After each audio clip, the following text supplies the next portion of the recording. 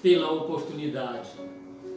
Pedimos para que Deus ilumine a todos os encarnados e desencarnados que irão participar deste estudo do Evangelho. Que nossos amigos do plano superior possam nos acompanhar e instruir neste estudo. Que a vibração do nosso Mestre Jesus possa ser sentida por todos que estão agora participando.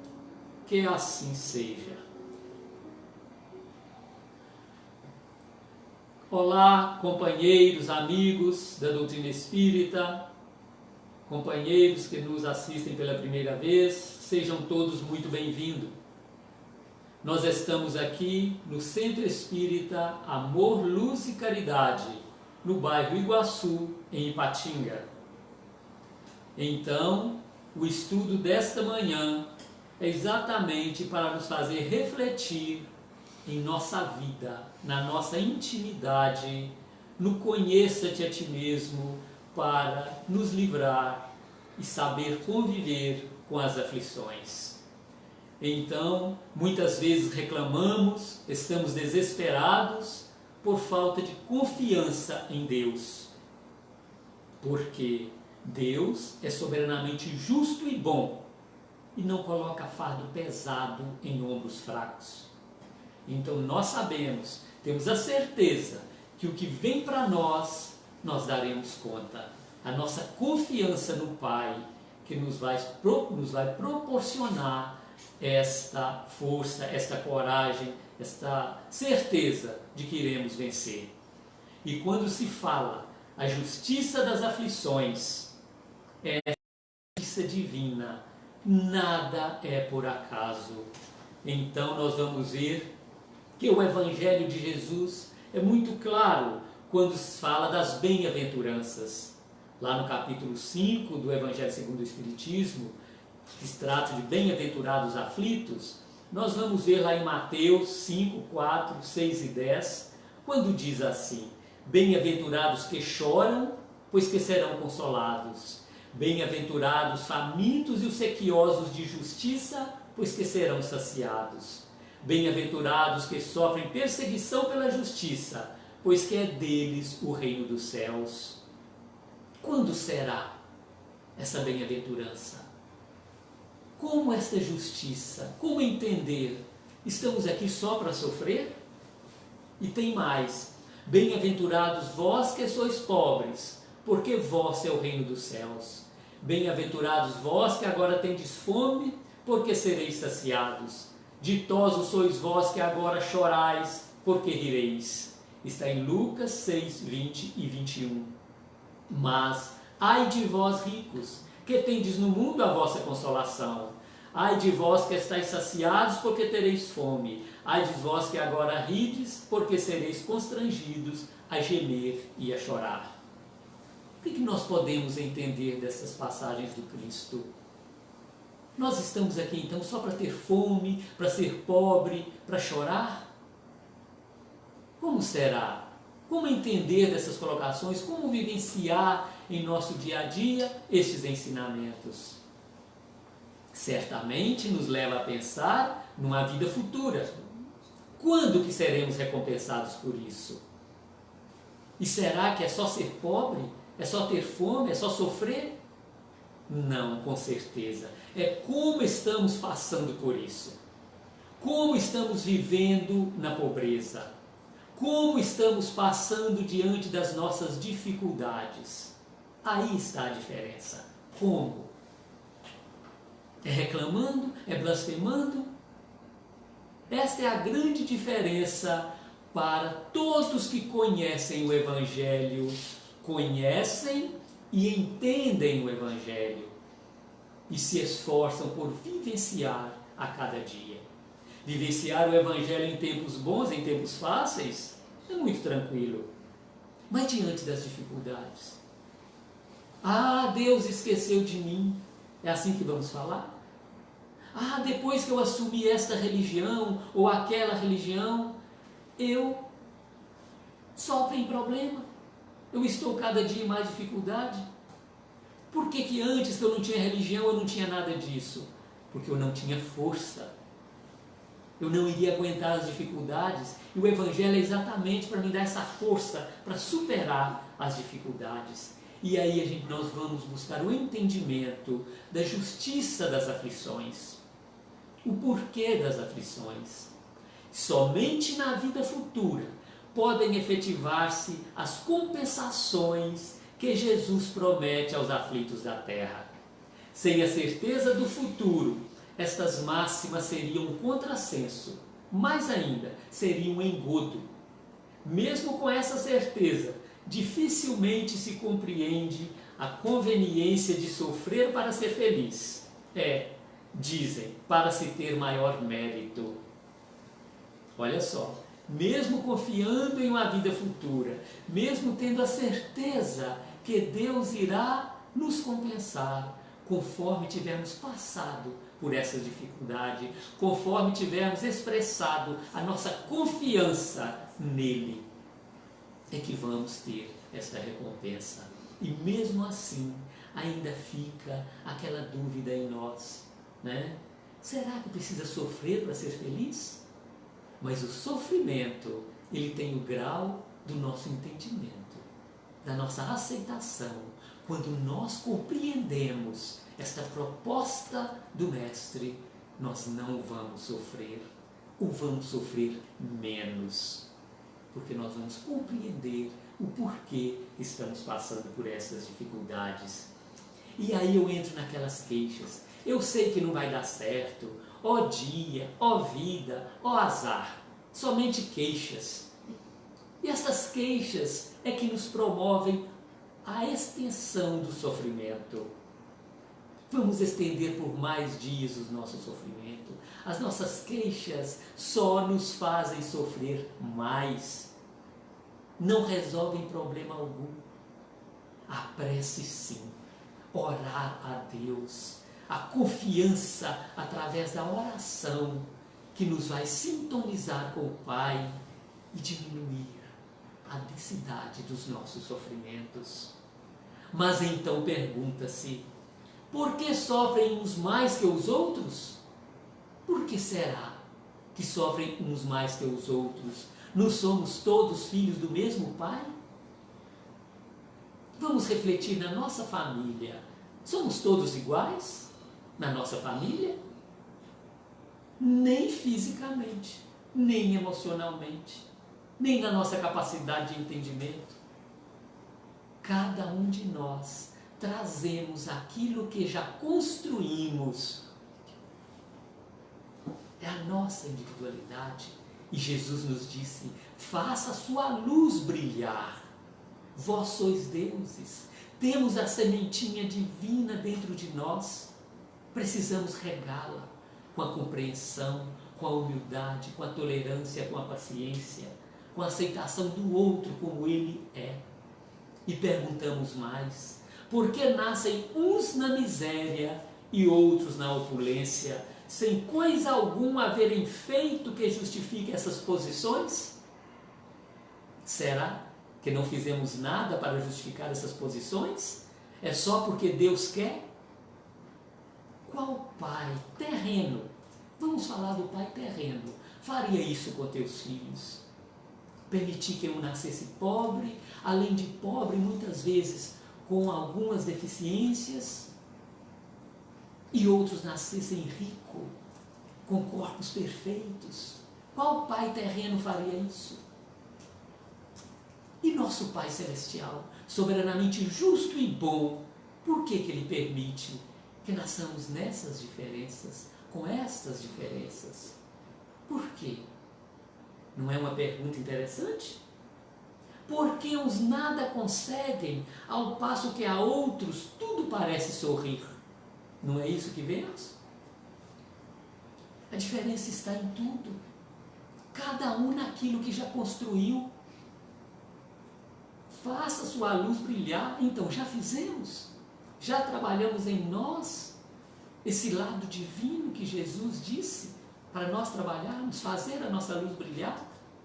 Esse é o nosso desafio. Todavia, o que ainda menos se compreende é que os bens e os males sejam tão desigualmente repartidos entre o vício e a virtude, e que os homens virtuosos sofram ao lado de maus que prosperam. Quanta indignação quando vemos isto! Nós ficamos revoltados, reclamamos, blasfemamos. Eu faço tudo de bom e não consigo nada. Olha fulano que é assim, assim, e olha como que ele está bem. Está bem financeiramente, está bem de saúde. E quando se coloca a cabeça no travesseiro para dormir? Como está a nossa consciência? Como está a consciência desses ditos que estão felizes, estão bem? É a hora de interiorizarmos, visitarmos a nós mesmos, repensarmos as nossas atitudes. E aí vamos relembrar: estou no comando de um Pai soberanamente justo e bom. E quando para que eu vim, eu trouxe tudo que eu já adquiri, tanto em débitos quanto em créditos. E aí nós vamos ver que a fé no futuro pode consolar e infundir paciência, mas não explica essas anomalias que parecem desmentir a justiça de Deus. Entretanto, desde que admita a existência de Deus, ninguém o pode conceber sem o infinito das perfeições. Ele necessariamente tem todo o poder, toda a justiça, toda a bondade, sem o que não seria Deus. Então, olha que Pai todos nós temos, a confiança que precisamos depositar nele. E quando entendemos a vida, quando compreendemos a justiça de Deus, aí sim conseguimos nos entender, compreender a vida e levá-la com muito mais sabedoria, com discernimento, com tranquilidade, com confiança em Deus. Se é soberanamente bom e justo, não pode agir caprichosamente, nem com parcialidade. Logo, as vicissitudes da vida derivam de uma causa. E, pois, que Deus é justo, justo há de ser essa causa. Isso o de que cada um deve bem compenetrar-se. A partir do momento que eu aceito que Deus é justo, que eu compreendo a sua justiça, tudo começa a mudar. Vicissitudes da vida derivam de uma causa. Olha só, derivam de uma causa. Onde está esta causa? E por meio dos ensinos de Jesus, Deus pôs os homens na direção dessa causa. E hoje, julgando-os suficientemente maduros para compreendê-la, lhes revela completamente a aludida causa por meio do Espiritismo, isto é, pela palavra dos Espíritos. Então chegou o momento, estamos preparados, a humanidade estava preparada para receber novos ensinamentos, para clarear o nosso entendimento e nos levarmos à compreensão de Jesus. De duas espécies são as vicissitudes da vida. Ou, se o preferirem, promanam de duas fontes bem diferentes, que importa distinguir. Umas têm sua causa na vida presente, outras fora desta vida. Aí que está a nossa grande oportunidade de buscar a compreensão. Umas têm sua causa na vida presente, outras fora desta vida. Então, quando para aqui viemos, nós aceitamos uma proposta de vida. Ou se não tínhamos consciência o suficiente para aceitá-la, nós fomos colocados diante dela. E Jesus nos disse algo muito interessante, que o amor cobre uma multidão de pecados. E se nós formos colocados diante de uma situação difícil, devido aos nossos erros do passado, nós precisamos aprender a amar. Ao invés de sofrermos, pagarmos as nossas dívidas com a ação do bem, com o amor. Esse é o nosso grande desafio. E assim, interroguem friamente suas consciências, todos os que são feridos no coração pelas vicissitudes e decepções da vida. Remontem passo a passo a origem dos males que os torturam e verifiquem se os males das vezes não poderão dizer: se eu houvesse feito ou deixado de fazer tal coisa, não estaria em semelhante condição. Olha a análise que precisamos fazer de nós mesmos. Eu estou nesta situação por quê? Vamos refletir no nosso passado. O nosso passado de agora, desta vida. O que eu estou vivendo não é fruto da minha sementeira? Naquela época que eu passei por aquele desafio, se eu tivesse feito diferente, eu estaria nesta situação? Não podemos também projetar tudo na vida passada. Não. Precisamos analisar o nosso presente. Nós semeamos, estamos colhendo a sementeira do nosso passado distante, mas do nosso passado de agora, desta vida. Precisamos nos analisar antes de julgar tudo como consequência das nossas vidas anteriores. E aí nós vamos ver. Respondemos por nossos atos e seus efeitos. Olha o que Jesus diz em Mateus 16, 27. O Filho do Homem retribuirá cada um conforme as suas obras.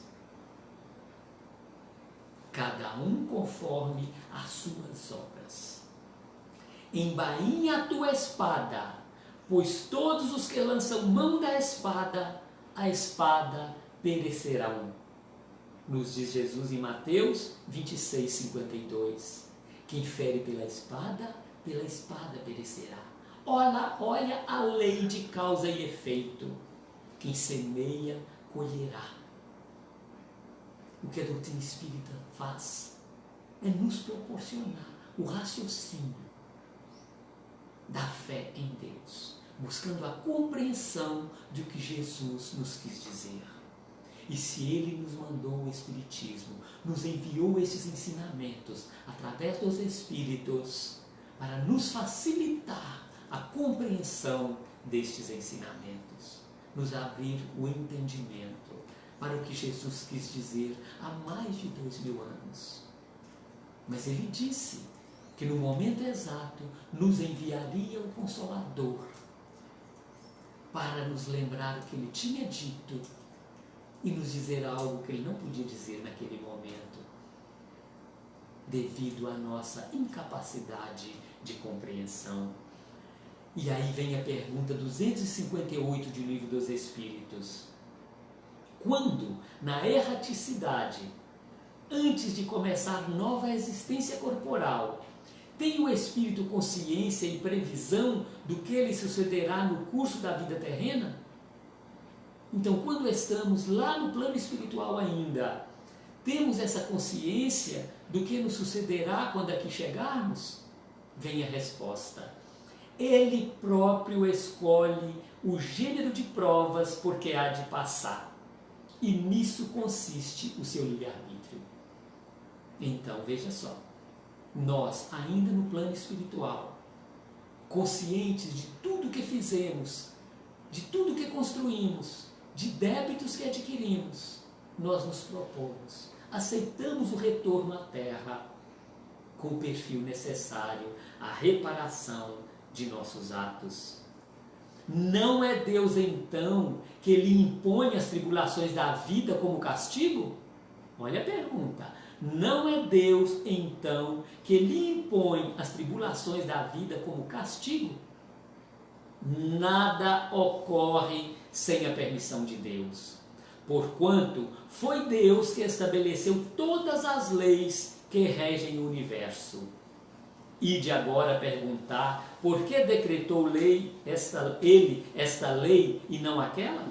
Dando ao Espírito a liberdade de escolher, Deus lhes deixa a inteira responsabilidade de seus atos e das consequências que estes tiverem. Então veja só, Deus nos dá a liberdade de escolher, até certo ponto, quando temos consciência dessas escolhas. Porque muitas vezes nós não temos consciência dela, então nós somos levados a essa necessidade de vivenciá-las. Então vamos adquirindo essa consciência e arcar com as suas consequências. E vem aí a pergunta 259. Do fato de pertencer ao Espírito, a escolha do gênero de provas que deva sofrer, seguir-se-á que todas as tribulações que experimentamos na vida, nós a previmos e buscamos? Todas não. Porque não escolhestes e previstes tudo o que vos sucede no mundo, até as mínimas coisas. Escolhestes apenas o gênero das provações. As particularidades correm por conta da posição em que vos achais. São muitas vezes consequência das nossas próprias ações. Então veja só, nós escolhemos o gênero. Como nós vamos passar pelo gênero das provas é que depende de nós, aqui, agora. Eu escolhi ser pobre. Vamos dizer que eu tenha sido um rico, né? Que usei mal a minha riqueza. E diante dessa consciência, eu me proponho, agora eu preciso ir pobre para aprender a lição. E quando eu chego aqui na condição de pobre, eu me revolto. Veja só, eu escolhi o gênero que eu precisaria de vir. Mas como eu vou vivenciar este gênero? Eu escolhi ser rico. Eu vou ser rico porque agora eu tenho consciência e vou aplicar bem a minha riqueza. Isso do lado de lá. Quando eu chego aqui, a vaidade, o orgulho toma conta da minha vida. E eu novamente uso mal a riqueza. Eu aceito vir em um corpo com deficiências. Porque minha mão foi motivo de escândalo. Arrancar e jogue fora, como recomendou Jesus. Se seu olho é motivo de escândalo, é preferível que nasçamos cego do que enxergando perder nossa alma. Veja só a lei de causa e efeito. Quando que meu olho foi motivo de escândalo? Quando que a minha mão foi motivo de escândalo? Senão em outra vida? E diante desta realidade do mundo espiritual, então, eu me proponho a nascer cego, a nascer sem a mão. E quando chego aqui, com a bênção do esquecimento do meu passado, para verificar realmente se eu aprendi a lição, eu me revolto contra Deus. Eu vou perder a oportunidade de aprendizado, de refazer o meu débito passado, quando muitas vezes eu adquiro mais débitos ainda. Então vem a doutrina espírita nos abrir os olhos para este entendimento, elevar o nosso pensamento, compreender os ensinamentos de Jesus, que é exatamente para nos ajudar, nos fortalecer a vencer os nossos desafios. E a minha sexualidade, que também eu escolho do lado de lá. Eu vou nascer homossexual, eu vou nascer hétero, eu vou nascer no sexo feminino. E chega aqui, eu não compreendo, eu me revolto, não é isso que eu queria, eu gostaria de ser assim, ser assado. Como é que eu fico? Buscar compreensão. Por que que eu nasci assim? Se eu já tenho fé suficiente em Deus, se eu já tenho confiança, como a gente vê em muitas religiões, pessoas que não compreende o que a doutrina espírita nos vem trazer, mas já tem a fé legítima em Deus. Em todas as religiões nós podemos ver pessoas assim, com a confiança tão grande em Deus, que por esta confiança ele já dá conta de administrar com sabedoria, com fé em Deus, as suas dificuldades. E a doutrina espírita vem para nós, que certamente já passamos por muitas oportunidades.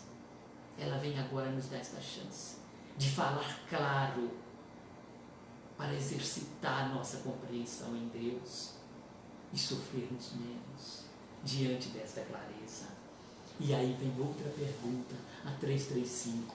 Cabe ao espírito a escolha do corpo em que encarne ou somente a do gênero de vida que ele sirva de prova? Pode também escolher o corpo, porquanto as imperfeições que este apresente serão para o espírito prova que lhe auxiliarão o progresso, se vencer os obstáculos que delas lhe advenham.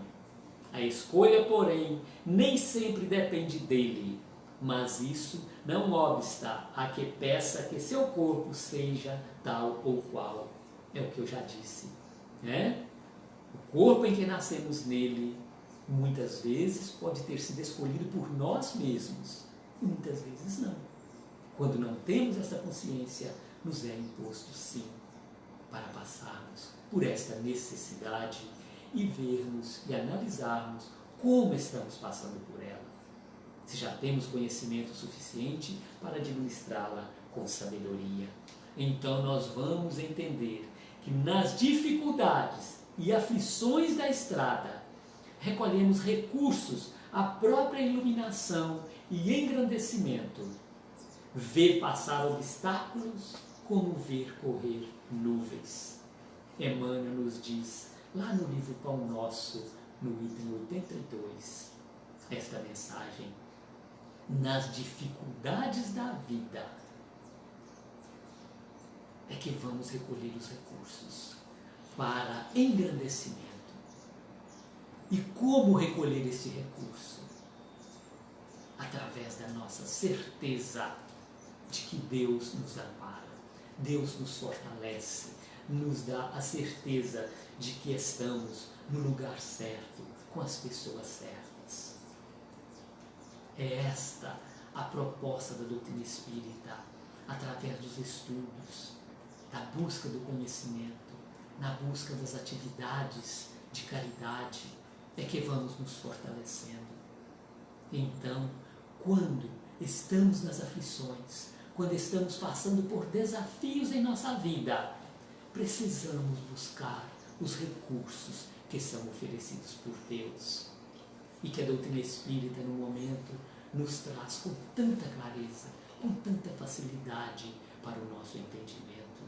Então, nós, neste momento, principalmente no momento em que estamos vivendo, com tantas oportunidades de exercitarmos esta confiança em Deus, tudo passa, até as coisas boas passarão. Nos momentos difíceis, vamos buscar a nossa confiança em Deus. E uma das melhores coisas que fazemos é a busca do conhecimento e a prática do bem. Todas as casas espíritas são orientadas para este exercício, a prática da caridade. Como nos disse Kardec, fora da caridade não há salvação. Precisamos entender o que é caridade. E quando se fala das aflições, a caridade é um grande exercício, é um grande remédio para as nossas aflições. E onde começa a caridade? Não temos oportunidade de fazer caridade? Minha vida é um corre-corre, eu não tenho tempo. A maior oportunidade da caridade está dentro da nossa casa, junto com a nossa família, onde é o nosso maior compromisso nesta vida. O exercício da paciência, da tolerância, da compreensão, de aproximar dos nossos irmãos. a exemplo do bom samaritano, que Jesus resumiu todas as leis e os profetas nesta máxima: amar a Deus sobre todas as coisas, de toda a nossa alma, de todo o nosso entendimento, e ao próximo como a nós mesmos. Este é o grande desafio. E quando exercitamos esta máxima, as aflições não nos alcançam. Nós passamos por ela na maior serenidade, na maior confiança em Deus. E tudo passa. Então nós vamos observar que as atividades existentes nas casas espíritas, os grupos de estudos, as atividades de assistência social, que vai muito além da assistência social, porque precisa ser na forma de caridade, de aproximação do caído, de aceitação do outro como ele é, do diálogo fraterno, é que nós vamos exercitando em nós a nossa capacidade de amar, como recomendou Jesus. Então, é neste exercício que precisamos desenvolver. E neste momento que estamos impedidos, recomendados, de afastarmos um pouco, de cancelamento, de adiamento das nossas atividades nas casas espíritas, estamos distantes. Mas hoje existem muitos meios de nos aproximarmos, o qual estamos aqui agora, e fazer uma reflexão íntima, aproximar mais dos nossos familiares, aqueles que estão distantes, que sejam de forma virtual, com os nossos amigos, com todos aqueles que tenhamos chance dos nossos grupos de contato, que divulguemos o bem, que não repliquemos mensagens deprimentes, mensagens de sofrimento, de aflições. Vamos propagar o bem. Vamos orar com sinceridade a Deus, com confiança no nosso Pai, que este clima passará e o seu ensinamento ficará para nós com muita profundidade. A nossa terra, o nosso planeta jamais será o mesmo. Estamos aqui para isso, para crescermos juntos. E quando estamos em grupo, que seja virtualmente, nós nos fortalecemos, adquirimos força para caminhar confiando em Deus, e as aflições nem serão percebidas por nós. E se ela chega, vamos retornar à nossa reflexão e confiar em Deus. Termos a certeza de que Ele nos coloca no momento exato para aprendermos. Estamos matriculados na sala de aula condizente com a nossa capacidade intelectual e moral. Nesta confiança, vamos continuar, correr, ver as dificuldades, ver os obstáculos passarem, como vemos correr as nuvens no céu. Vamos ver como oportunidade sempre de iluminação e engrandecimento do nosso espírito, porque aqui estamos em um corpo físico, e este corpo físico é como um veículo dirigido pelo nosso espírito. O nosso espírito, nós somos um espírito que no momento está dirigindo um corpo físico, um veículo físico que recebe o comando do espírito. Então não adianta falar que a carne é fraca. Na verdade, o que nós fazemos é uma atitude do nosso espírito. A exemplo do motorista que infringe as leis do trânsito. Não é o carro que ele dirige quem está infringindo, é o motorista. E nós, como motoristas deste veículo, responderemos pelas nossas transgressões também da lei de Deus e da lei dos homens. Vamos refletir profundamente nesta passagem. E aí vem Chico Xavier, através de Emmanuel, do livro Nascer e Renascer, lá no capítulo 19, aflitos bem-aventurados. Bem-aventurados aflitos, disse Jesus. Os aflitos bem-aventurados, porém, não são simplesmente aqueles que choram e sofrem, deitando críticas e queixumes, e sim aqueles que recebem as tribulações e dores transitórias da vida por benditas e honrosas oportunidades de servir com Cristo de Deus, agindo com bondade, operosa e paciência incansável na vitória do bem. Veja só, recebê-las por benditas e honrosas oportunidades de servir com o Cristo de Deus, agindo com bondade operosa e paciência incansável na vitória do bem. O que Emmanuel faz? Nos relembrar os ensinamentos de Jesus, nos fazer entender o que precisamos fazer diante das dificuldades. E são nesses momentos que paramos para refletir e agradecer a Deus a oportunidade de estarmos neste planeta que passa por esta transição de provas e expiações para um mundo de regeneração, que se fizermos jus, aqui voltaremos para a continuidade do nosso progresso, da nossa evolução. Mas se não fizermos jus, seremos levados a um retorno, a um mundo de provas e expiações para continuarmos o nosso progresso, sabendo que nunca seremos desamparados. E nesta certeza, vamos rogar ao Pai que nos fortaleça sempre. E assim, o nosso Mestre Jesus, nesta certeza que temos, que Ele cuida de nós, que o nosso planeta não está desamparado, as nossas aflições serão amenizadas. O nosso coração vibrará firme nesta confiança e continuaremos com o propósito de amparar, de proteger todos aqueles que sofrem mais do que nós, que estão ao nosso lado, na nossa família, na nossa cidade, mas aproximarmos dele, como fez o bom samaritano. Aproximou, o conheceu, identificou as suas necessidades e agiu com sabedoria. Nós não conseguimos ajudar legitimamente sem nos aproximarmos da pessoa, sem deixá-lo falar.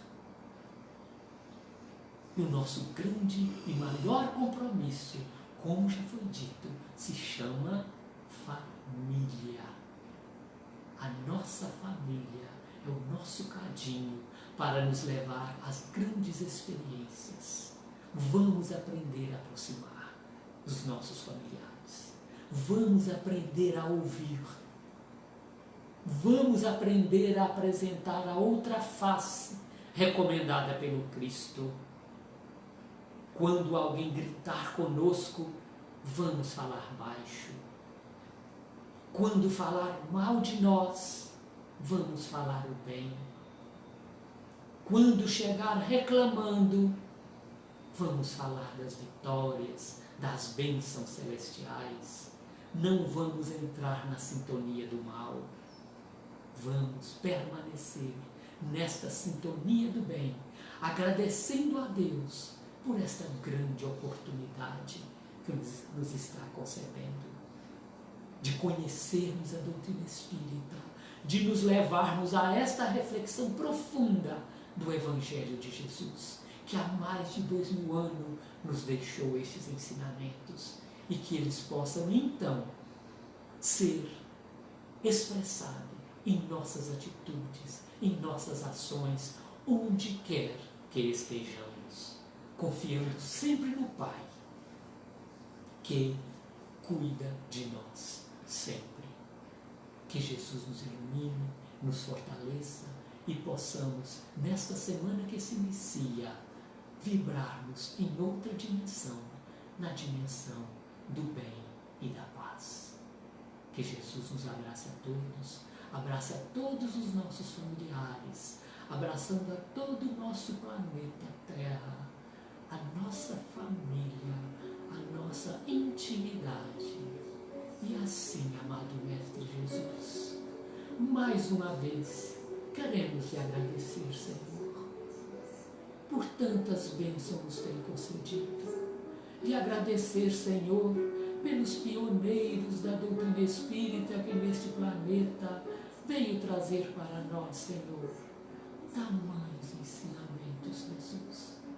Lhe agradecemos, Senhor, pelos pioneiros desta casa espírita que nos acolhe, que com tanto fervor e trabalho deixou para nós esta dádiva, Jesus.